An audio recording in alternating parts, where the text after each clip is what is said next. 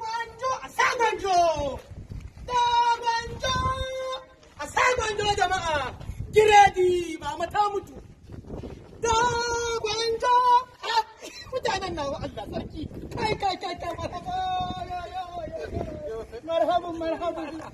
kwana da yawa kai ina ɗaukar kayan nauyi iri al'ummanin ubangiji ya san kai ya gida ya hijima an babi Allah ji da ina tamu wannan haka yake to Allah sarki sai ai fata Allah to yanzu dai gwanjo ne giredi to na tafi su buhu irin wannan sun kai buhu 37 suna nan a tsaba a cikin katar ɗakin nan kaya ne iri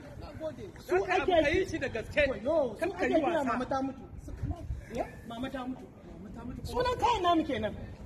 ai in mutum yi mutu to kayan da ibadi ai wanda yake sa masu kyau ne kiga ba su lalace ba akan a ce za a sai gwanjan da mutum sai ya gaji da shi ya cire yayar an har hada a dinga kawo su na kasashen mu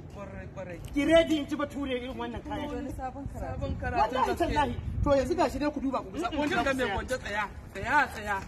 kin ga ba sai kin fito da shi yanzu mun duba ai kan titi ne ban shi ka kawo mana gida a nitsa a cikin kwanciyar hankali kenan ai sai mu duba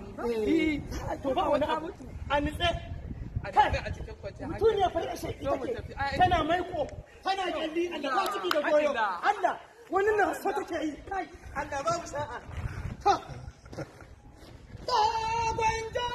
gwanjo mutanen unguwa